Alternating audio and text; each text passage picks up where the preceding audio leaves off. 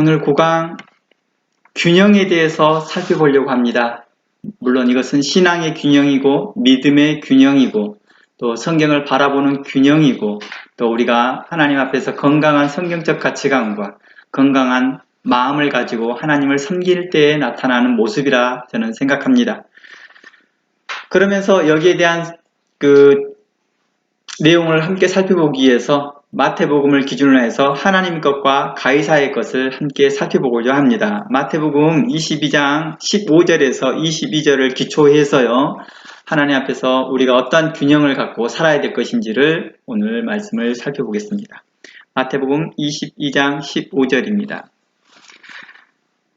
15절부터 보면요. 이에 바리새인들이 가서 어떻게 하여 예수로 말에 올무에 걸리게 할까 상론하고 자기 제자들을 헤롯 당원들과 함께 예수께 보내어 말하되 선생님이여 우리가 아노니 당신은 참되시고 참으로서 하나님의 도를 가르치며 아무라도 꺼리끼는 일이 없으시니 이는 사람을 예모로 보지 아니하심이니이다.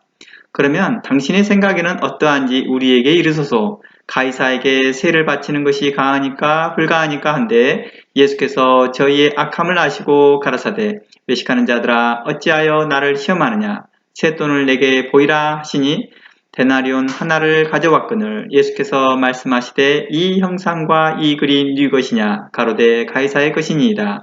이에 가라사대 그런즉 가이사의 것은 가이사에게 하나님의 것은 하나님께 바치라 하시니 저희가 이 말씀을 듣고 기이 여겨 예수를 떠나 가시니라. 아멘. 19절에서요. 오늘 본문의 19절을 보면 이러한 말씀이 있습니다. 쇳돈을 내게 보이라 라는 말씀이 있습니다. 이 쇳돈이라고 하는 말은요. 로마에 세금을 내는 돈을 칭하는데요. 이 세금은 로마 황제가 발행하는 은하인 데나리온을 말합니다. 우리에게 너무 익숙한 본문이기 때문에 자세한 내용을 더 설명하진 않겠지만 이 데나리온에 대하여서는 이렇게 설명합니다. 왕권을 보통 일반적으로 요즘도 그러지만 자신이 다스리는 나라, 통치하는 나라의 주권을 상징하기 위해서 우리가 가장 일상적으로 사용하는 돈의 화폐에 그 나라의 상징인 것을 씁니다. 대한민국이면 대한민국 화폐공사 이렇게 쓰겠죠. 아니면 우리나라는 한국은행이라고 말을 쓰겠죠. 그 다음 거기에 맞는 우리나라를 상징할 만한 사람들 아니면 그림들을 넣습니다. 이 데나리온도 마찬가지 당시에 로마 황제의 얼굴과 또 황제의 글이 적혀져 있습니다. 당시에 이 데나리온은 가장 널리 유통되던 화폐였죠. 그래서 거기에 재임 중인 황제의 이름과 기타 등등의 일들이 쓰여져 있는 거겠죠. 한번 이제 황제의 데나리온을 한번 보여줄까요? 이미 잘 알고 있는 표현이기 때문에 여러분들이 한번 보고 제가 이제 생각을 여러분들에게 나눠보겠습니다. 제가 현재 질문하는 질문에 대해서 답변할 필요는 없습니다. 그냥 제가 드리는 이 질문만으로도 여러분들은요, 성경을 굉장히 많이 폭넓게 생각해 보게 될 것이고 성경 공부 스스로가 될 거라고 봐요. 굳이 내가 답을 하지 않았더라도 이 문제에 서로 의논을 하지 않더라도 성령께서는 여러분들에게 깊은 생각들을 줄 것이며 여기에 대한 여러 생각들과 연결시켜서 하나님의 말씀이 확장될 것이라 저는 생각합니다. 오늘 예수님 말씀을 통해서 가이사에게 바치는 것과 하나님께 바치는 것에 대한 대답을 충분히 우리 스스로가 얻을 수 있었는지를 우리 스스로에게 질문해 봐야 됩니다. 오늘 예수님께서 그러잖아요. 가이사의 것은 가이사에게, 하나님의 것은 하나님에게 드려라 라고 말합니다. 이 말을 들었던 우리는 예수님께서 하셨던 말씀의 뜻을 충분히 알아들을 수 있었나? 라고 스스로 생각해 봐야 될 것입니다. 이것은 내가 성경을 따로 연구하지 않고 따로 어떤 것을 보지 않고 한번 생각해 보라는 것입니다. 아니면 예수님의 말씀에 나는 스스로 기이 여기고 있거나 좀 특별한데 이렇게만 하고 있는 것인지만 한번 생각해 보셨으면 좋겠습니다. 오늘 본문을 통해 여러분들은 어떤 답을 얻어낼지 또 어떤 답을 가지고 있을지는 이제 성경 말씀을 풀어나가 보면서 여러분 스스로가 생각해 보시면서 서로 비교해 보시길 바랍니다. 이 본문에서 예수님께서는 세금을 내라는 뜻일까요? 아니면 내지 말라는 뜻일까요? 가이사의 것은 가이사에게, 하나님의 것은 하나님에게 라는 이 말씀의 뜻은 세금을 내라는 뜻일까요? 내지 말라는 뜻일까요? 가이사를 하나님과 반대쪽에 속한 악의 축으로 볼 것인가? 아니면 단순히 세상 권력 잡은 자로 볼 것인가? 우리는 이러한 성경의 해석에 있어서 이러한 부분들을 살펴봐야 되겠죠. 만약 가이사의 화상과 글이 있는 데나리온을 성전에 가져오면 어떻게 될까요? 만약 우리가 가이사의 화상과 글이 있는 것이 당시에 유통이 됐으니까 널리 로마에 통치된 국가들만 다 사용되어졌기 때문에 이 데나리온을 가지고 성전에 들어오면 어떻게 될까요? 예수님 당시 백성들이 환전상에 했던 일이 무엇이었을까요? 성전에 들어오면 환전상들이 환전해 주잖아요. 그러면 그 환전상들이 했던 일들은 뭘까요? 그러니까 사람들이 데나리온을 가지고 성전에 들어왔을 가능성을 보이는 거죠. 물론 이것을 제물로는 드리지 않았다는 거겠죠. 여러분들 주일 예배 때 무엇을 가지고 오나요? 헌금을 할 때요. 여러분들이 주일에 드린 헌금은 누구의 화상과 글이 있나요? 하나님 나라의 시민권을 가지고 있는 우리는 이 땅에서 세금을 낼 필요가 있을까요? 하나님의 주권을 인정하는 교회는 국가에 세금을 낼 필요가 있을까요? 혹시 내게 이런 편견이 있지 않은가 생각해 보기 바랍니다. 가이사에 대한 부정적 편견, 더 나아가 가이사를 하나님과 반대되는 사단 또는 대적자라는 편견이 혹시 있지 않을까? 이런 편견들은 어떠한 편견이든지 간에 편견은 우리로 하나님과 그리스도를 똑바로 보지 못하게 하고 성경을 왜곡되게 이해하게 합니다. 편견은 성경 본문을 바르게 살펴보지 못하게 하고요. 의도치 않게 왜곡된 성경 해석을 하게 합니다. 이 본문에서 가이사를 어떻게 해석할 것인가에 대한 초점보다 이제는 이 본문이 초점들을 좀 더 살펴보면 하나님께서 우리에게 원하시는 것이 무엇인가에 대해서 살펴보는 것이 더 중요합니다. 우리가 이곳의 성경을 살펴보면서 많은 사람들이 가이사의 것을 어떻게 해석할 것이냐에 초점을 많이 두거든요. 방점을 두거든요. 그것 의도보다는 물론 이것도 굉장히 중요해요. 그런데 그것보다는 하나님께서 우리에게 원하시는 것이 무엇인가에 대해서 살펴보는 것이 더 바람직할 것 같습니다.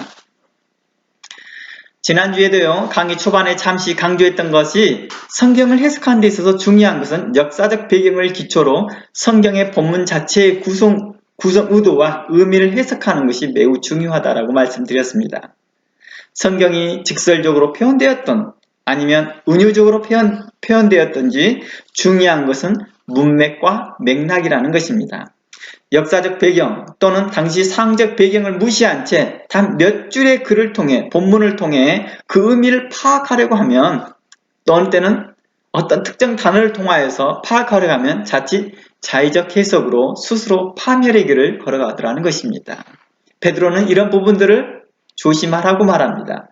베드로는 이렇게 말합니다. 사도 바울의 글 중에 어떤 것들은 이해하기 어려운 것들이 있는데 어떤 사람 억지로 풀다가 스스로 멸망한다 라는 말을 합니다. 당시의 배경을 기초로 하여 성경의 문맥과 맥락을 통해 하나님께서 우리에게 무엇을 말씀하시는 것인지 그리고 성경에서 무엇을 의도하여 말씀하신 것인지를 관찰하는 것이 중요하다는 뜻입니다. 제 말은요. 제가 이제 신학교 가기 전에 그동안에 제가 알고 있던 상식 가운데에서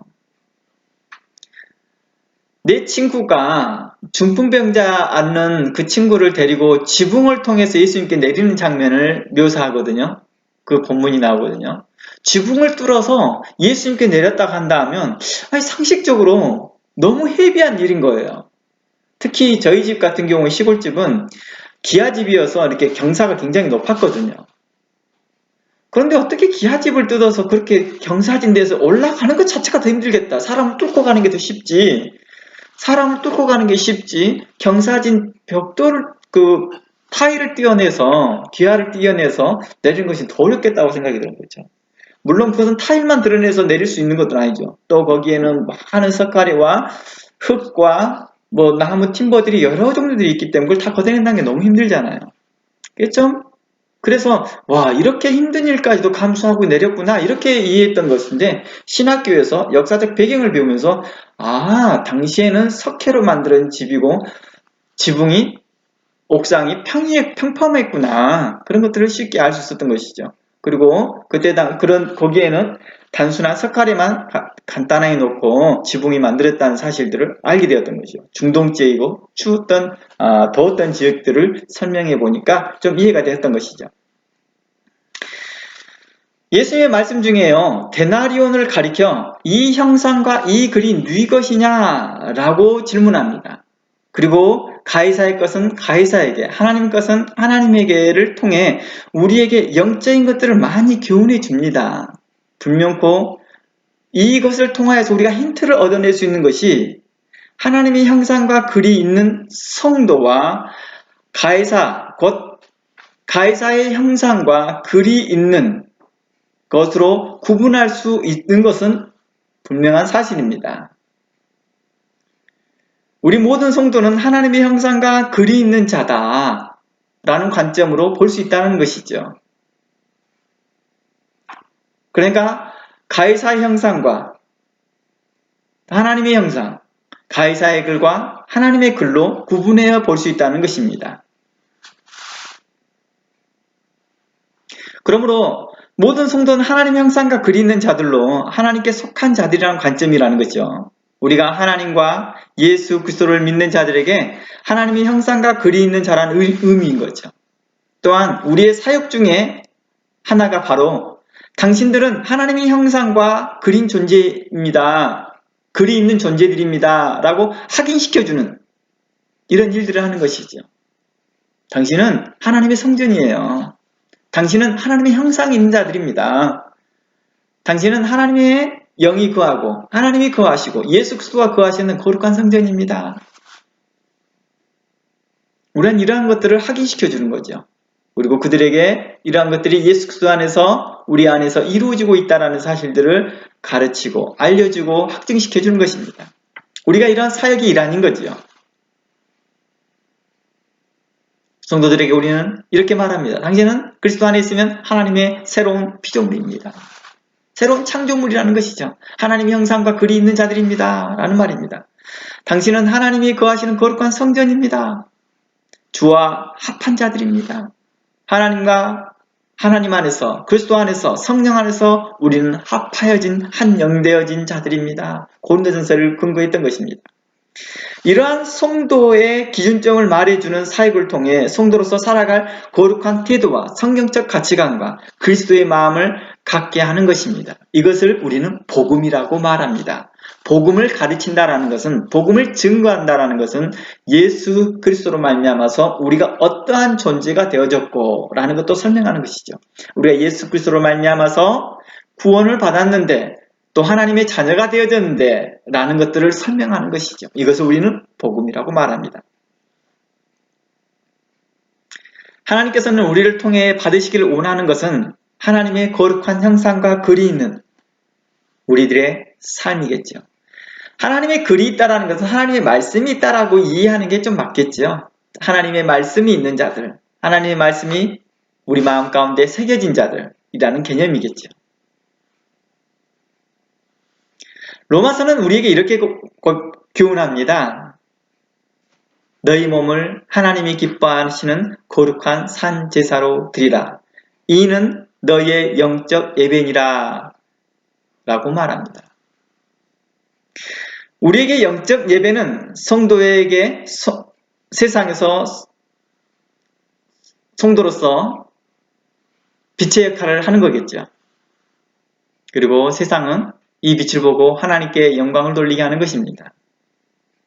이제 그 기준점을 갖고 사는 자들에게 세상에서 어떻게 살아가며 빛의 역할을 해야 될지 성경은 이중적으로 우리에게 메시지를 전달하고 있다는 것입니다. 너희들은 하나님의 형상과 글이 있는 존재들이야. 하나님께 드릴 때는 그 하나님의 것을 드려. 하나님의 형상과 하나님의 글이 있는 것을 가지고 드려 라고 설명할 수도 있는 것에 대하여서 또 다른 말씀을 하고 있다는 것입니다. 무엇이냐? 바로 그렇게 하나님의 형상과 글이 있는 자들은 그럼 이제 어떻게 살아야 될 것이냐 라고 말해주고 있는 것입니다. 이것을 이중적 의미로 설명하는 것이죠.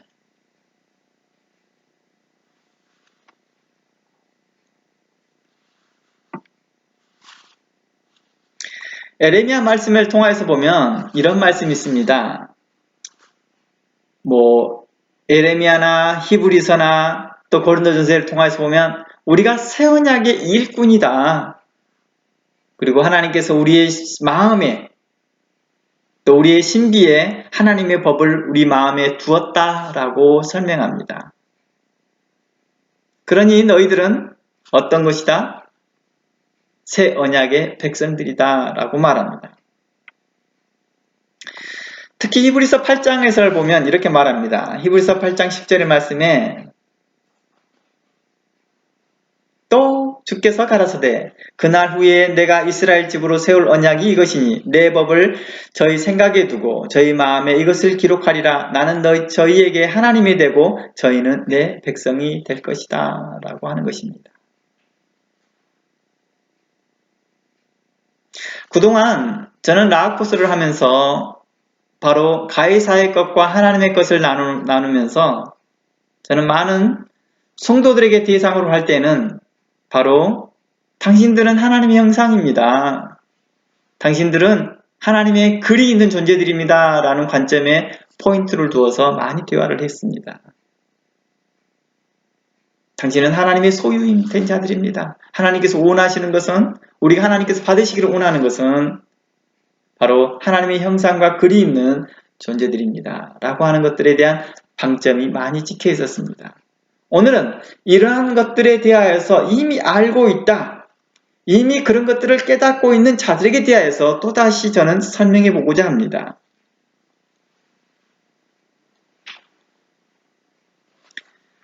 우리가 무엇을 믿느냐에 따라서 형상과 글이 달라집니다. 하나님의 일을 하는 자들은 하나님께서 보내신 자, 곧 독생자 예수 그리스도를 믿는 것입니다. 그런 자들에게는 하나님의 형상과 글이 있는 자들입니다. 그런 자들에게 어떤 삶을 살라고 성경은 말하고 있을까요?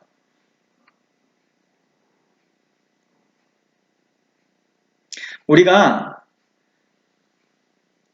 그 나라의 통치를 받게 되면 그 나라의 주권을 인정하고 그 주권을 인정하는 그 나라에 우리는 그 나라의 일을 합니다. 하나님의 일은 하나님께서 보내신 자, 곧 예수 그리스도를 믿는 것입니다. 바로 하나님의 주권을 인정하는 것이고 하나님 나라의 주권에 합당한 것들을 하나님께서는 받으시기를 원하신다라는 관점이겠죠.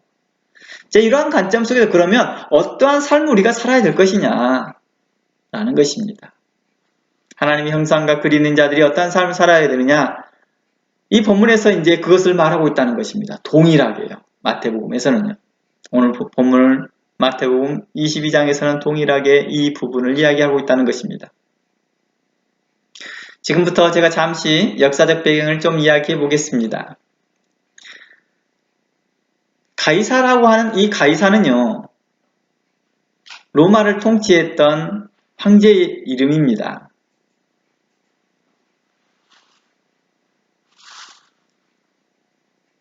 황제라고 표현해야 되죠. 황제의 이름은 따로 있으니까요. 황제라고 말해야 되겠네요.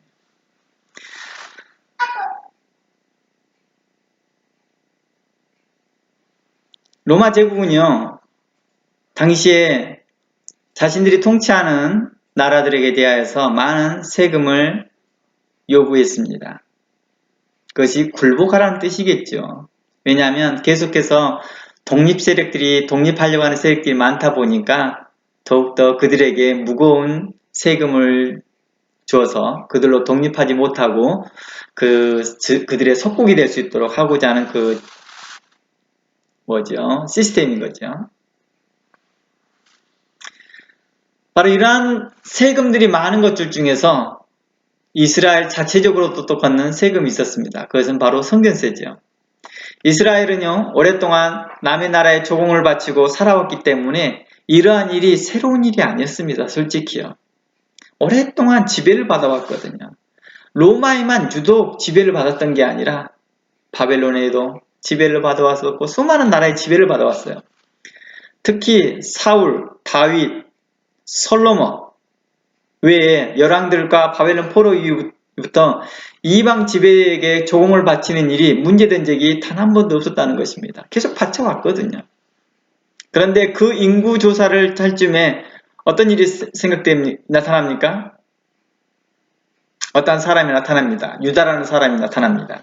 그가 이스라엘 왕은 하나님인데 이방 왕들에게 세금을 바쳐 그를 인정하면 이는 하나님께 대한 반역이다라고 주장합니다. 누가요? 바로 로마의 통치가 일어나고 있는 그 시점이었던 것이죠.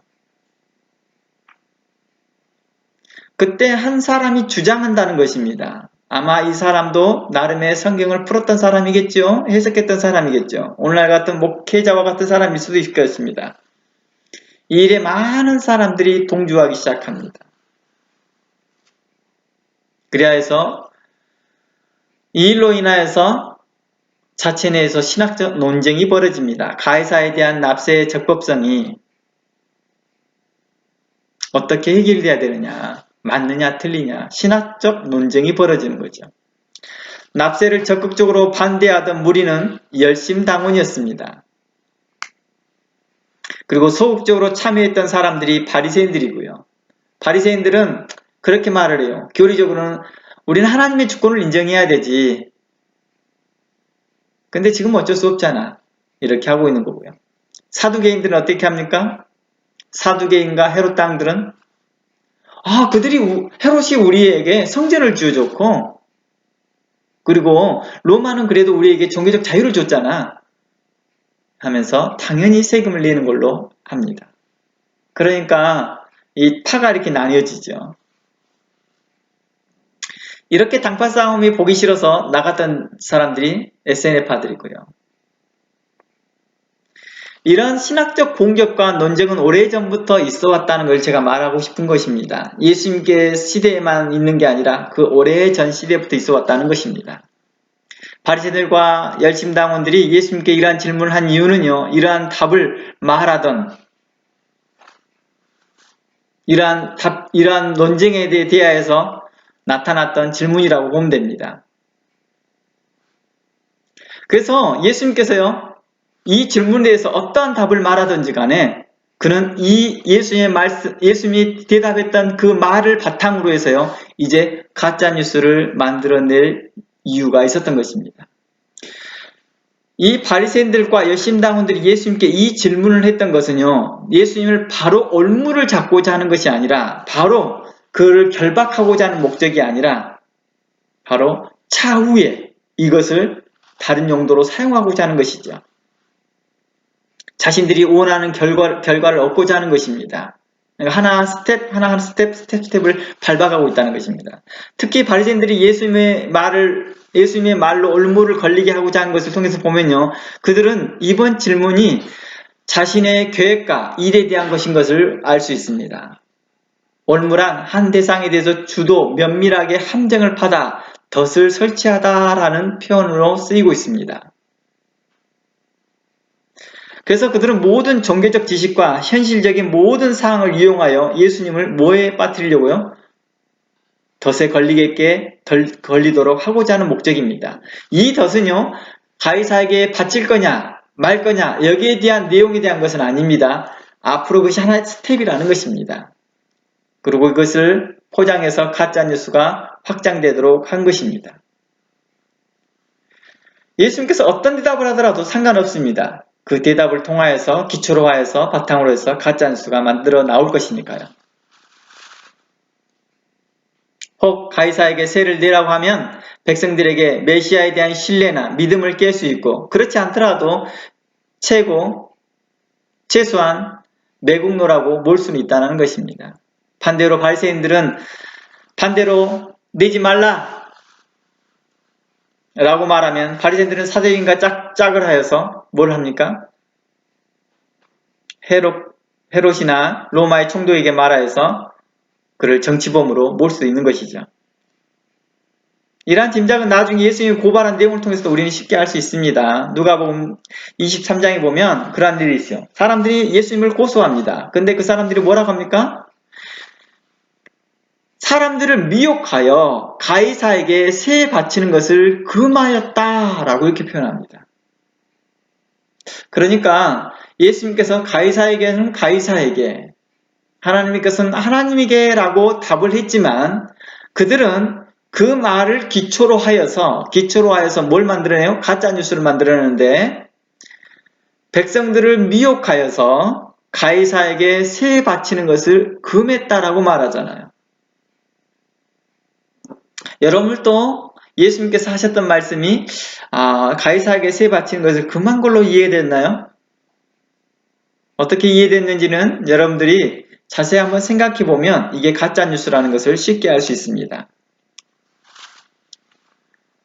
만약 가이사를 성도를 대적하고 하나님 나라를 방해하는 악의 축으로 본다면, 만약에 그렇게만 해석한다면 예수님께서 가이사의 군대인 로마 군대와 맞서 싸워야 했을 것입니다.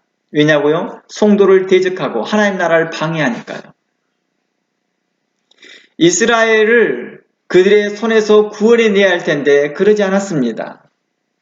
성도들을 구원하지 않았다는 것입니다. 로마의 압박에서요. 예수님의 부모인 요셉과 마리아는 의로운 자였습니다. 그럼에도 불구하고도 그들은 로마의 규칙에 따라서 그들은 호적하러 베들레헴에 올라갔습니다. 심지어 예수님은요, 로마 군인인 백부장의 신하를 고쳐주기도 했고, 당시에 매국노라 비난받았던 세리를 제자로 받아들이기도 했습니다. 마태와 삭개오 같은 사람들이 그 대표적인 사람들일 것입니다. 당시 세리는요, 로마 총독을 위임을 받아서 유다인에게 여러 종류의 관세를 받습니다. 그리고 이 세금 걷는 일들이 정상적으로 이루어지지 않기 때문에 사람들은 더욱더 힘들어했습니다.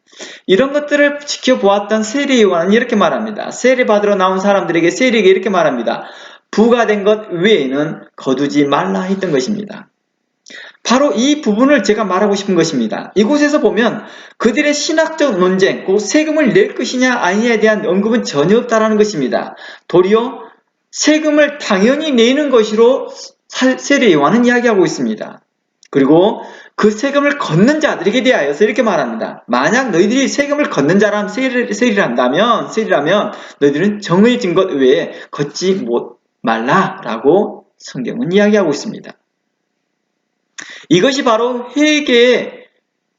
회개하는 자의 합당한 태도라고 말하는 것입니다. 이것이 성도의 합당한 태도라고 말하는 것입니다. 앞으로 그렇게 살겠습니다 라고 각오하고 세례를 받는 그러한 태도인 것이죠. 또는 이제 세례를 나는 이제부터 그렇게 살고 있습니다 라고 하는 자들에게 세례가 베풀어지고 있다는 것입니다. 즉 한마디로 나는 그렇게 살겠습니다라고 각오하고 현재 살고 있는 그 사람에게 세리와는 세례를 베풀었다는 것입니다. 회개에 합당한 열매라는 것은 바로 그걸 말하는 거겠죠. 그냥 그들의 고백만 듣고 세례를 주는 것이 아니라 그들의 고백과 각오와 함께 그들의 현실의 삶의 라이프 가운데서 뭔가가 나타났을 때 회개에 합당한 열매라고 우리는 설명하는 것입니다.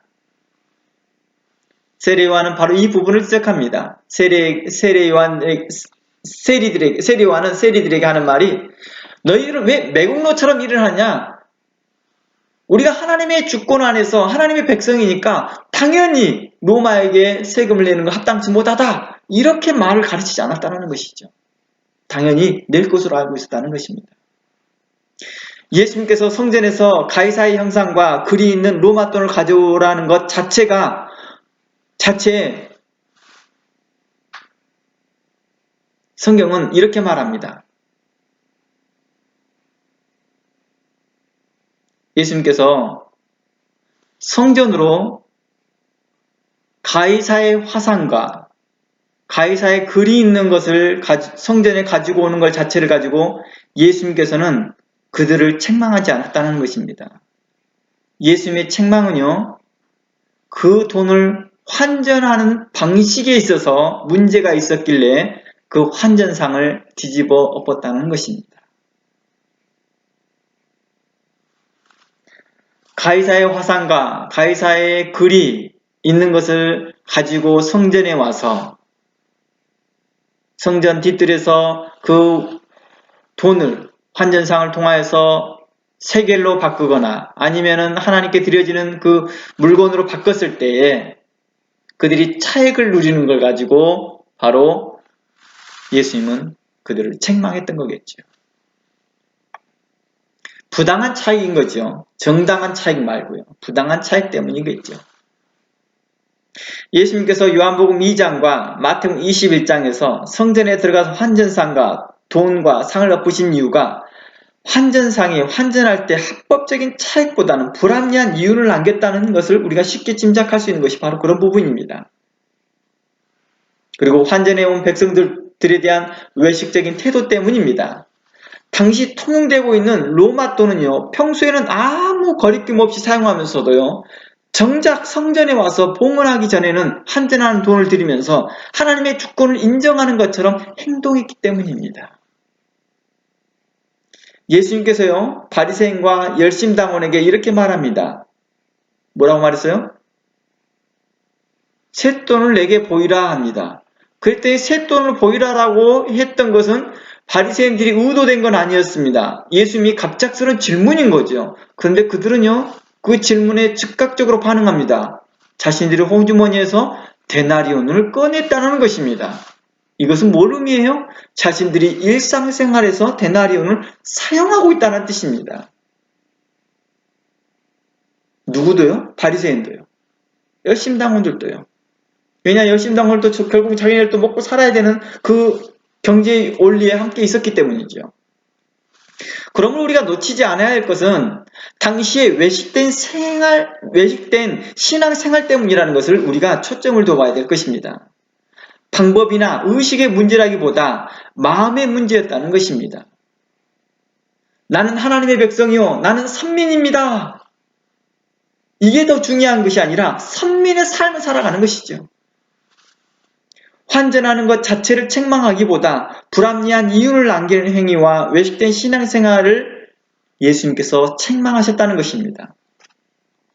이스라엘 백성들은요, 여러 번 침략과 유배 생활로 다른 나라에 세금 내는 일은 매우 익숙해 왔다는 것이고, 그리고 당시 로마에 세금 낸 일도 오랜 세월 동안 정착되어 왔던 것입니다. 다니엘, 에스더, 그리고 수많은 지배국에게 세금을 내었던 것은 당연한 일이었습니다. 솔로몬 때나 다윗 때를 보십시오. 반대로 솔로몬 때는 보면요, 그 지배하는 나라가 어마어마했습니다. 그런데 그 나라에서 조공을 다 받잖아요. 그러니까 당연하게 자신을 또 지배된 나라에게 돈을 냈던 것입니다. 예수님 당시 이스라엘 자체적으로 발행한 돈은 사용할 수가 없었습니다. 오래전부터 사용할 수 없었죠. 혹 사용되더라도 성전에서 예배 드릴 때만 사용되고 그 외에 일반적으로 사용되지 못했을 것입니다. 행여 사용되더라도 말입니다. 그러나 그러한 기록이 없다라는 것입니다.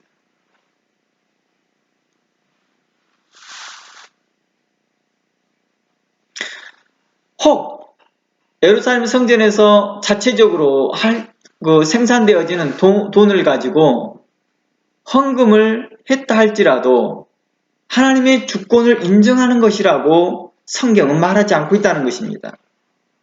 오직 하나님의 주권을 인정하는 것은 돈의 모양, 곧 로마 돈을 쓰지 않던 우리에게 요구되는 것은 항상 믿음이었다는 것입니다. 하나님 앞에 성결하고 정직하고 의로운 믿음이었다는 것입니다. 마태복음 17장 한번 말씀 가보겠습니다. 마태복음 17장입니다. 이 본문을 이제 찾아볼게요. 마태복음 17장 24절입니다.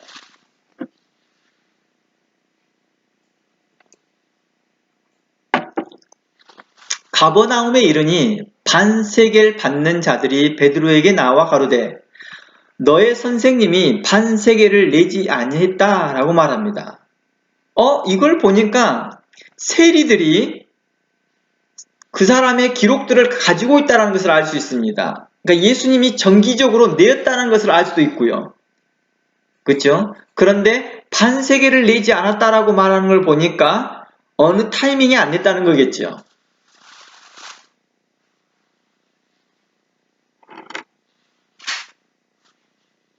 (25절부터) 계속 오면은요. 가로되 내신다 하고 집에 가시니, 내신다 하고 집에 갔다는 것은 평소에 예수님께서 반세겔을 냈다는 것을 의미합니다.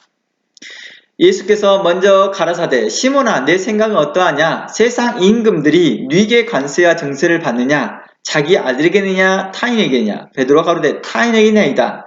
예수께서 가라사대 그러면 아들들은 세를 면하리라. 그러나 우리가 저희로 오해케 하지 않기 위하여 내가 바다에 가서 낚시를 던져 먼저 오르는 고기를 가져 입에 열면 돈 한 세겔을 얻으리니 가져다가 나와 너를 위하여 주라 하시니라 라고 말합니다. 예수님도 분명코 세겔을 내십니다. 세겔은요 무게를 나타내는 중량입니다. 달란트와 같이 중량인데 그것이 나중에 돈 화폐 단위로 사용되어지는 것입니다.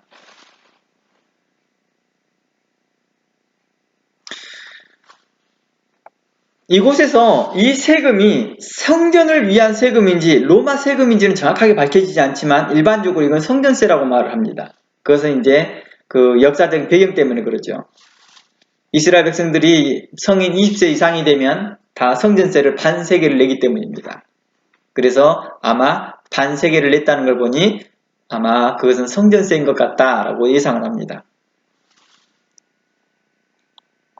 신약 성경에서 세겔에 대해서 이제 또 하나 나오는 것이 뭐죠? 가룟 유다가 은 30냥을 받았을 때 은 30세겔이라는 표현도 나오기도 합니다.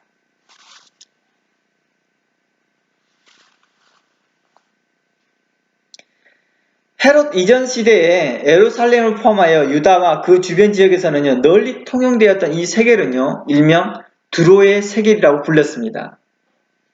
왜 두로의 세겔이라고 하냐고요? 바로 두로에서 만들었기 때문입니다.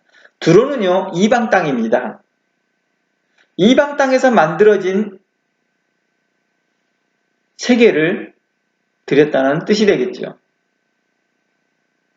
그러다가요 헤롯 시대가 와서는요 헤롯이 자기가 가지고 있는 상당한 외교력을 가지고 성전 건축을 하게 됩니다. 그리고 동시에 예루살렘에서 화폐를 제작하게 합니다.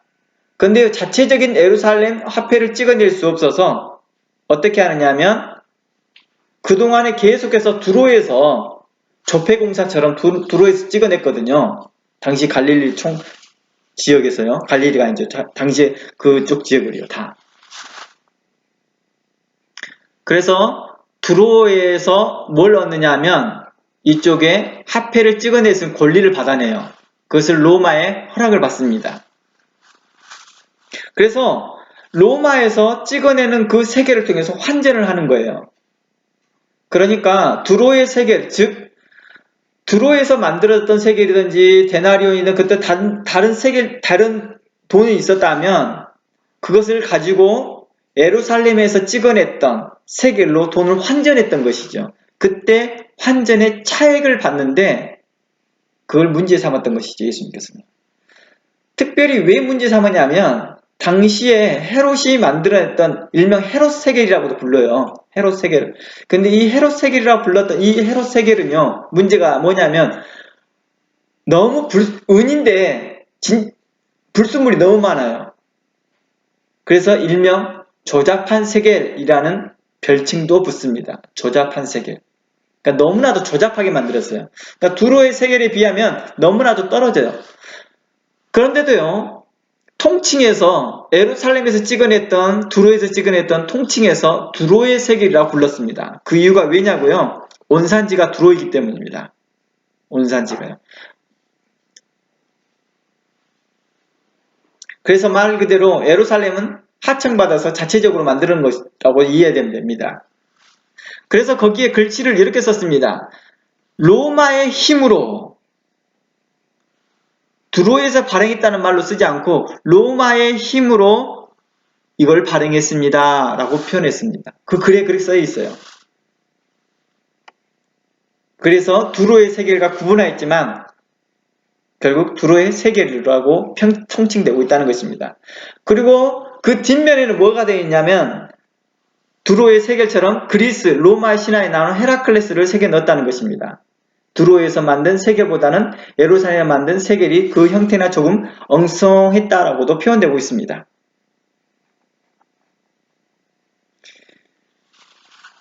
우리가 많이 잘못된 상식이 한 가지가 있습니다. 로마의 당시에 데나리오는 로마의 황제 얼굴과 그리 있는 로마 은전을 바치지 않고 아무것도 그려지지 않는 세겔로 환전하여 바쳤다라고 하는 것은 잘못된 상식이죠. 세겔 안에 뭐가 있어요? 형상이 있다는 거예요. 특히 잘못된 상식으로는 열심당원들은 로마 돈을 만지지 않았다라고 하나 실상 그렇지 않았다는 것입니다. 세겔은요, 세겔의 그 사진을 제가 하나 보여줄 테니까요. 그 세겔 사진을 보면 누구의 형상이 있어요? 독수리와 사람의 형상이 있잖아요. 이게 지금 두로의 세겔이에요. 이 두로의 세겔을 에서 발행하고 있던 것이 헤롯이 통치하면서 이 세계를 예루살렘에서 찍게 해주십시오 라고 해서 이것을 단지 이름만 살짝 바꿔놨다는 거예요. 예루살렘에 찍었던 것을 어떻게 했느냐, 두로의 세겔로 쓰지 않고 두로의 세겔이라고 적어냈던 자리를 다른 말로 어떻게 했다고요? 로마의 힘을 빌려서 라는 말을 썼다는 거예요. 거기다가요. 그래서 이 글을 통하여서 이것은 예루살렘에서 발행한 것이라는 표현했다는 거예요. 이것은 누구로 통하여서 만들었다고요? 헤롯을 통하여서 했다는 거예요. 그래서 일명 헤롯 세겔이라고도 불리기도 해요. 그러나 원래 정상적인 명칭은 두로 세겔이라고 불려야 된다는 것입니다. 왜냐하면 온산지니까요. 원래 그 온산지가 아니라 뭐라고 해야 되나요? 그 오리지널권이 거기 있다는 거예요. 상표권이 거기 있다는 것입니다. 그래서 거기에 어떤 머리의 형상이 있는데요. 그것이 바로 헤라클레스를 상징한다고 합니다. 그리고 뒷면에는 독수리가 새겨져 있죠. 사진에 같이요.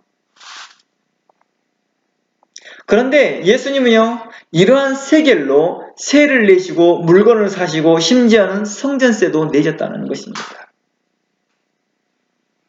다시 말하면 유대인들은 성전세로 이렇게 독수리와 또 헤라클레스의 얼굴에 상이 있는 그 형상이 새겨진 헤라클레스는 누군지 모르지만 신 중에 하나예요. 아무튼요.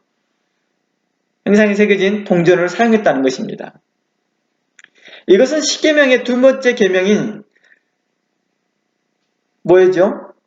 우상을 섬기지 말라, 만들지 말라, 이로 하늘에 있는 것이나 땅 아래에 있는 것이나 땅 아래에 있는 물건으로 형상을 만들지 말라는 말씀과 정반대되는 말씀이에요. 위배되는 말씀이죠. 그럼에도요, 당시 유대인들은 이 세계를 냈다는 거예요. 어디에서 발행했기 때문에? 예루살렘에서 찍어내고 있기 때문에. 그것을 거룩하다라고 생각했던 것입니다. 그래서 랍비들은 이렇게 말합니다.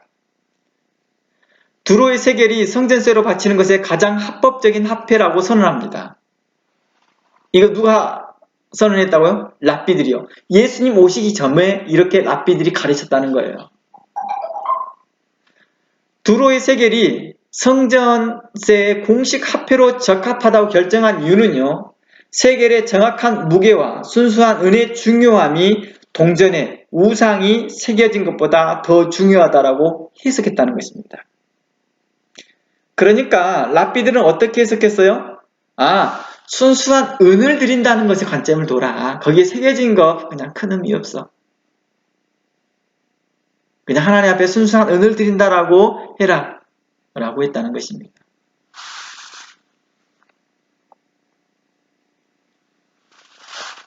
어때요? 가이사의 것은 가이사에게, 하나님의 것은 하나님에게 라는 이 초점을 역사적 배경을 통하여서 봤을 때 우리가 뭔가가 좀 방향이 좀 틀어지고 있다는 것을 우리가 알 수 있다는 것입니다. 마음은 하나님께서 멀어지고 이슬로만 주여하는 시대에 예수님께서 하시던 말씀은 마음과 귀에 할례를 받으라고 하셨다는 것이죠. 그리고 너희는 왜 내게 와서 좀 배우고 확신한 일에 거하라라고 말했던 것입니다. 마음으로부터 하나님께서 기뻐하시고 하나님이 선하시고 하나님이 온전하신 뜻이 무엇인지를 좀 분별하기를 원하셨던 것이죠. 하나님의 주권을 인정하는 것이 무엇인지 좀 깨달아 알아라 라는 관점인 것이죠. 환전상을 뒤엎었던 것과 가부의 두 랩돈을 통해 알 수 있듯이 어떤 부자들은요, 돈을 성전에서 환전하여 스스로 거룩하다 생각하는 자들과 그리고 어떤 불법과 부정으로 모은 돈을 모았던, 어떤 방식으로 모았던 세골, 당시에 예루살렘에서 발행하는 세겔로 바꾸면 하나님께 드리기에 합당한 제물이 된다라고 생각했던 것 같습니다. 예수님은 그러한 자들을 책망하셨던 것이겠죠.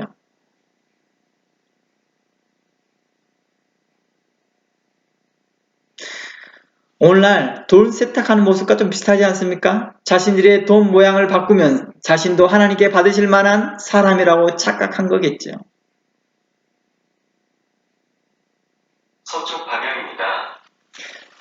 마음은 멀고 행위로만 보려고 하는 것에 대해서 예수님은 책망하신 거겠죠. 마치 양과 소의 피를 요구하지만 정작 마음은 멀어져 있다는 것이죠. 종교적 형태만 남아있을 것을 예수님은 책망하셨던 거겠죠. 그래서 예수님께서는요, 이사야를 통해서도 하나님께서는 그걸 책망하셨던 내용들이 있습니다. 너희들은 헛된 재물을 가져오지 말라. 이러한 모습이 예수님 시대에 갑작스럽게 나타난 일들이 아니라 이미 오래전부터 그들의 영적 상태가 하나님 앞에 합당하지 못했던 것을 계속 지적하고 있었다는 것입니다. 괜히 자신들은 하나님 나라에 합당한 삶을 살지 않으면서 괜한 불필요한 신학적 논쟁만 하고 있는 거예요. 탁상 공론만 하는 거예요. 행위로 구원을 받느냐 믿음으로 구원을 받느냐는 쓰잘데없는 소리만 계속 하고 있지 실질적으로 하나님의 나라에서 성도로서 합당한 삶을 살아가려고 하지 않는다는 것입니다. 가이사의 것과 하나님의 것을 하면서 그 하나님 것이 하나님의 형상과 하나님의 글이다라고 주장하면서 강조하면서도 그걸 발견한 것에 대해서 놀라워하면서도 거기에 대해 합당한 삶을 살지 않습니다. 그러면 하나님의 형상과 하나님의 글로 되어졌다는 걸 너가 발견했다면 그 삶을 살아라. 선민들이 이스라엘 백성들이 자신들이 선민되었다는 것에 대해서 감격하고 감동하는 것에 대해서 예수님께서 책망하셨던 것처럼 말입니다. 우리는 하나님의 소유이며 하나님께서 우리에게 너희는 하나님의 형상과 글이 있는 존재라고 우리에게 말해주셨고 하나님께서는 그러한 것들을 원하신다라고 우리에게 가르쳐줬습니다. 그럼 우리는 어떠한 삶을 살아야 될까요? 거기에 대한 기준점을 성경은 계속해서 말하고 있다는 것입니다. 성도로서 합당히 살아갈 그 기준점은 버려두고 엉뚱한 데에 대한 쟁점을 두고 서로 논쟁만 하는데 지치고 서로 지쳐가고 있다는 것입니다. 마음은 멀고 행위로만이 행위로만 거짓되어 보이려고 하는 그런 자들에게 대해서 외식되었다라고 말합니다. 우리 다 함께 이사야서 1장 말씀 한번 가봅니다. 이사야서 1장 10절 말씀에 너희 소돔의 간원들아 여호와의 말씀을 들으라. 여기 너희의 소돔의 간원들아 라고 말했던 것은요, 실상 이것은 이스라엘 백성들을 이야기하는 것입니다. 유대 백성들을 이야기하는 것입니다. 그걸 이해해야 되겠죠. 여호와의 말씀을 들을지어다. 너희 고모라의 백성들아. 그러니까 소돔과 고모라 같다는 거예요. 당시 이스라엘 상태가, 영적 상태가요. 우리 하나님의 법에 귀를 기울일지어다. 여호와께서 말씀하시되 너희의 무수한 재물이 내게 무엇이 유익하느냐. 수양, 살진 짐승, 어린 양, 수송아지 피, 다 뭐예요? 율법에 근거된 것들이잖아요. 그러는데요, 하나님께서는 기뻐하지 않으신다는 것입니다. 가이사의 형상이 있고 글이 있는 것이냐 아니냐에 대한 그 논점이 있지 않더라는 것입니다. 항상 초점은 믿음에 있었더라는 것입니다. 우리의 선한 마음과 정결한 마음이었다는 것입니다. 12절 말씀에 너희가 내 앞에 보이려고 오니 그것을 누가 너희에게 요구하였더냐? 하나님 아닙니까? 라고 따져들 거 아니에요. 이 말의 의도가 뭘까요? 너희가 마음은 멀고 겉으로만 행동하는 것에 대해서 말하는 것이죠. 하나님께서 정말 이렇게 표현하는 것은 너희 진실한 마음과 진실한 믿음을 요구했던 것이지 그 행위를 요구를 하지 않았다는 것을 말하고 싶었던 것입니다. 성도로서 합당한 삶을 요구했던 것이죠. 13절 헛된 재물을 가져오지 말라. 헛된 재물이라는 것은 마음과 믿음과 의와 공의와 정직함과 선함과 그런 것을 다 버려버리고 엉뚱한 것들만 가져오니까 그러겠죠. 헛된 재물을 가져오지 말라. 분향은 나의 가정이 하는 것이요. 분향은 누가 하나님 명하셨습니까? 하나님이 명하셨습니다. 근데도 이것을 가정이 여긴데요. 월삭과 안식일과 대회도 누가 명하셨습니까? 하나님이 명하셨습니다. 그런데 하나님께서 그걸 원치 않으신대요. 성의와 아울러 악을 행하는 것을 내가 견디지 못하겠도다. 악을 행한다는 것은 무엇이었습니까? 한 비근한 애가 바로 환전상을 통해서 말할 수 있다는 것입니다. 그들이 가져서 우리는 가이사의 화상과 가이사의 글이 있는 것을 무엇으로요?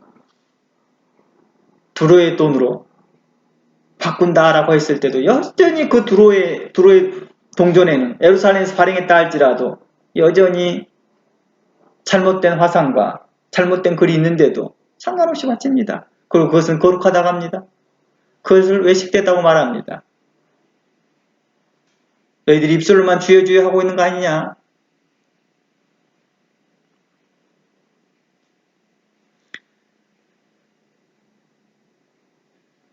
내가 악을 행하는 것을 내가 견디지 못하겠노라. 그러면서 그들은 그 환전하면서 환전의 차익을 받아냈습니다. 그러니까 그런 교리와 그런 성경 해석을 함으로 인해서 그들이 환전할 수밖에 없었던 거잖아요. 그렇죠?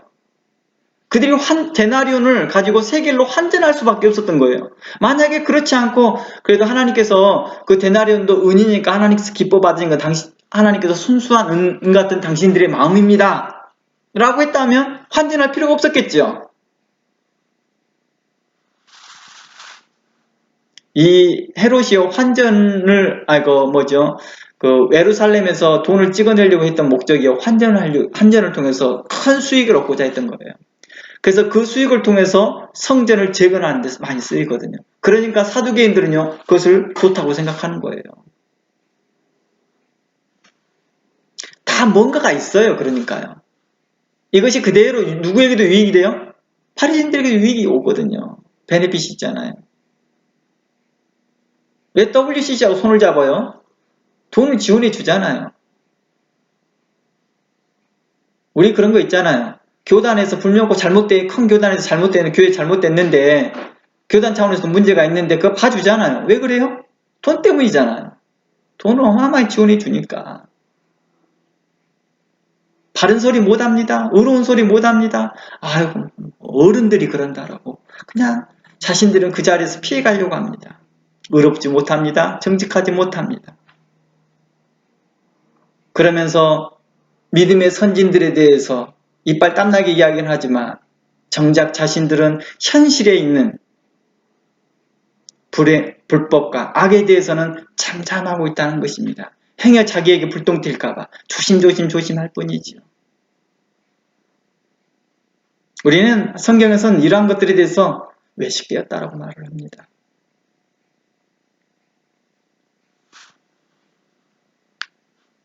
복음을 복음되게 하고 교회를 교회되게 해야 될 것들이 무엇이겠습니까? 의로운 말을 전하는 것입니다. 그러므로 14절에 말합니다. 내 마음이 하나님의 마음이 너의 월삭과 정한 절기를 싫어한다.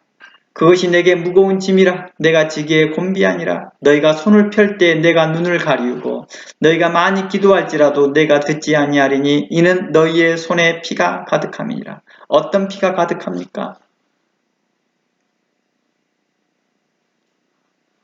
참으로 우리가 그렇습니다. 우리가 그러더라고요. 하나님께서 정말 우리가 그렇게 외쳐 부르다 할지라도 받지 않으신대요. 23절 내 방백들은 패역하여 도적과 짝하여 다 뇌물을 사랑하며 살해물을 구하며 고아를 위하여 신원치 아니하며 가부의 송사를 수리치 아니하는도다. 제가 오클랜드에서 종종 발생하는 모습들인데요. 교회가 분쟁이 있고 다툼이 생겨서 아픈 상처를 성도들이 갖고 있는 상태에서 어렵게 담임 목사님을 선정하여 청빙이 옵니다. 한 달도 채 안 가서 담임 목사님은 그렇습니다. 사례비를 올려주라 어쩌라 저쩌라.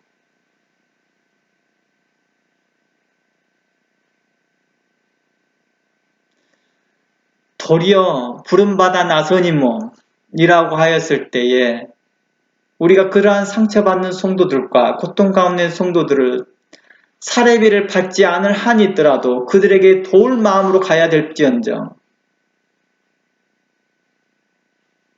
도리어 돈을 주네 안 주네 가지고 말을 하고 있음으로 인해서 교회가 또다시 일파만파 문제가 생기고 흩어지게 합니다.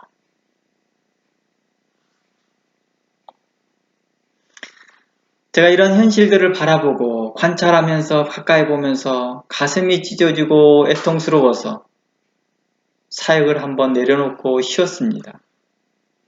이게 3년 전이네요.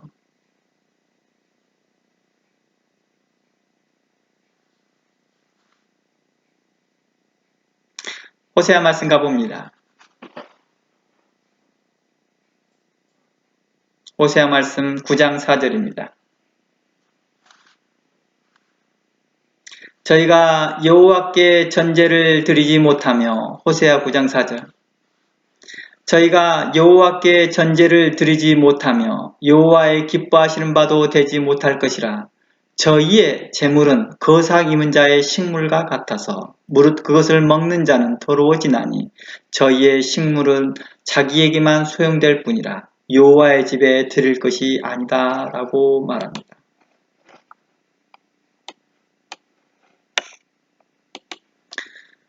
본문에서 뭐라고 나와 있습니까? 저희의 식물은 자기에게만 소용될 뿐이지 여호와의 집에 드릴 것이 아니라고 말합니다. 마치 거삭 입은 자의 재물과 같다고 말합니다. 바리새인과 그 열심당은 예수님께 와서 세를 바치는 게 가합니까 안 가합니까 하면서 마치 하나님의 주권에 대해서 그들은 마치 열정 있는 자처럼 하지만 실상 그 속은 노략질하는 이기와 같았고 탁상 공론하듯이 신학적 논쟁하기만 좋아하는 자들이며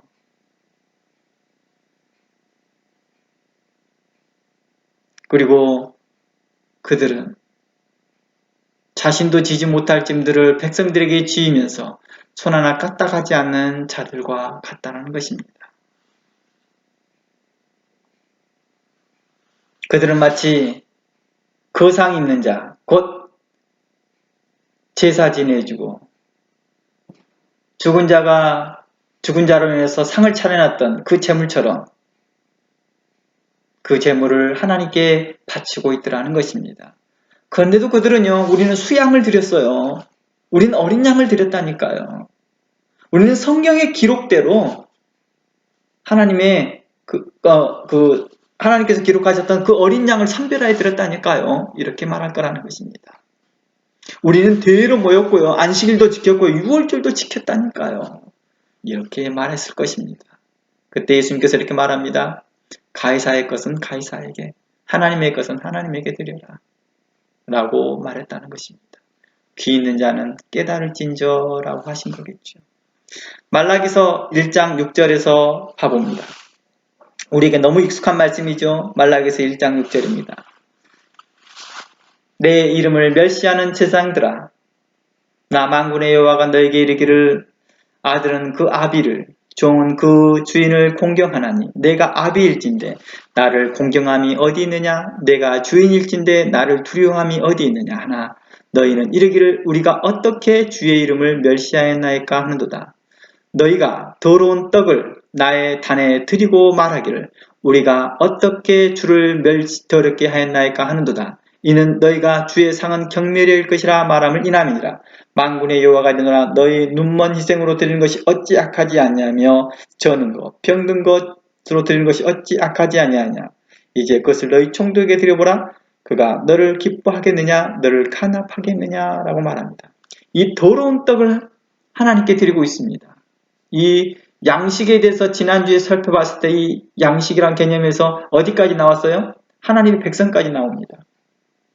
이것을 오늘의 주제로 연결된다면 하나님의 형상과 하나님의 글이 새겨진 자들을 내어주는 것이 아니라 하나님의 말씀을 사람의 계명으로 가르치고 외식된 거 거짓됨으로 가르쳐서 자신보다 배나 지옥 자식을 만들어놔서 외식된 자들을 만들어놔서 그것을 하나님의 것입니다 라고 드렸을 때 하나님께서 이걸 더러운 떡이다 라고 말했다는 것입니다.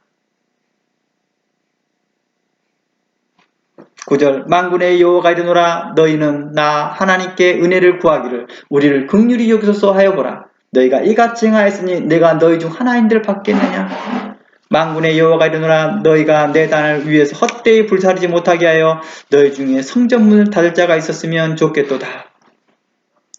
말라기서 이렇게 애통하면서 하나님께서 정말 성전문을 닫기를 원하셨던 걸까요? 아니죠.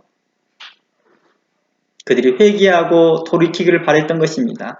그러면서 400년 동안은 하나님께서 가슴을 치시면서 기다려 보셨습니다. 많은 선지자를 보냈습니다. 의로운 자를 보냈습니다. 그랬더니 그들이 어떻게 합니까? 그러한 선지자들을 어느 때는 돌로 쳐 죽이고 어느 때는 십자가로 매달아 버리고 어느 때는 그들이 핍박하고 죽이고 그들이 유리하여서 그할 처가 없도록 했더라는 것입니다.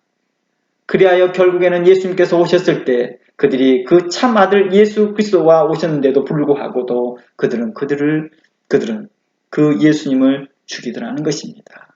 어떻게 하든지 그들은 올무를 만들어서 예수님이 무슨 말을 하든지 그 말을 바탕으로 가짜뉴스를 만들어내서 그를 모함하고 그에 대해서 거짓으로 떠들어대면서 결국 예수님을 배척하고 있더라는 것입니다. 이 일에 대해서 하나님께서는 기뻐하지 않고 있더라. 너희가 드리는 것이 무엇이냐라고 말하고 있었다는 것입니다. 그러므로 하나님께서 이렇게 말합니다. 만군의 여호와가 이르노라. 그래서 그 성전문 닫을 자가 왔으면 좋겠다 하셨던 그 하나님이 너무 답답하셔서 400년 후에 직접 오셔서 이 성전문을 헐라라고 하셨다는 것입니다.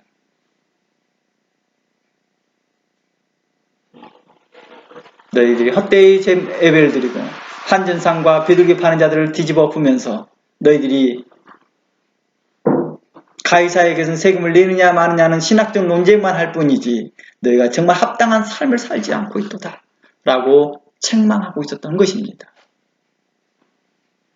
그래 하나님께서는 이제 하나님의 거룩한 예배를 드릴 자들을 이제는 이방 민족 중에서 내 이름이 크게 될 것이라 하시면서 각처에서 내 이름을 위하여 분향하며 깨끗한 제물을 드릴 자들이 이방 각 열방에서 올 것이다 라고 말씀하셨던 것입니다.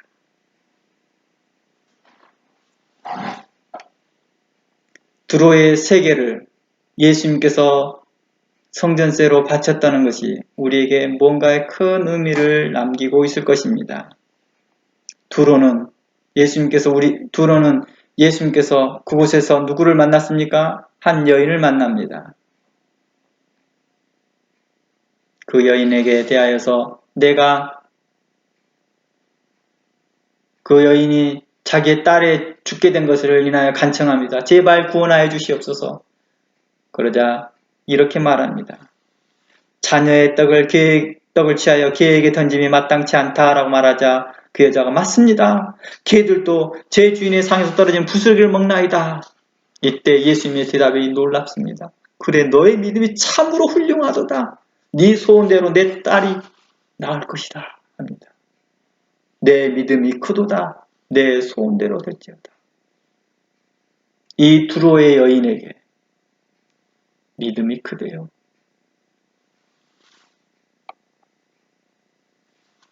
유대인들은 메시아로 오신 예수를 배척했으나 오히려 이방인들은 믿고 순종하고 있더라는 것입니다.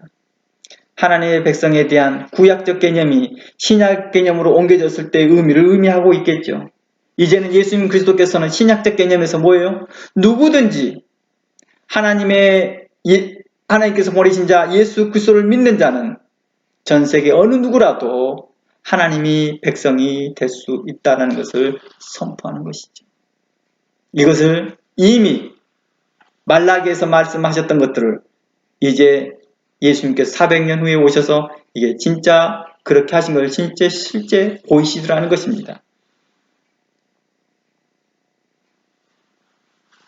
사도 바울은 이것을 향하여서 로마서 15장에서 이방인을 제물로 드리는 그것이 성령 안에서 거룩하게 되어 받으심직하게 했다라고 뭐하게요? 받으심직하게 했다는 거예요. 로마서 15장 16절에서 하나님께서 받으심직한 그 예배, 그것에 동전에 가이사의 모양이 있고 글이 있느냐 없느냐 그건 별로 중요하지 않았다는 것입니다. 어떤 동전으로 해도 넌 상관없다. 하나님 앞에서 드려지는 너의 마음이 받으심직한 것으로 좀 되라 라고 요청했던 것 같습니다. 여기까지 하고 잠시 쉬었다가 두 번째 시간 나누겠습니다.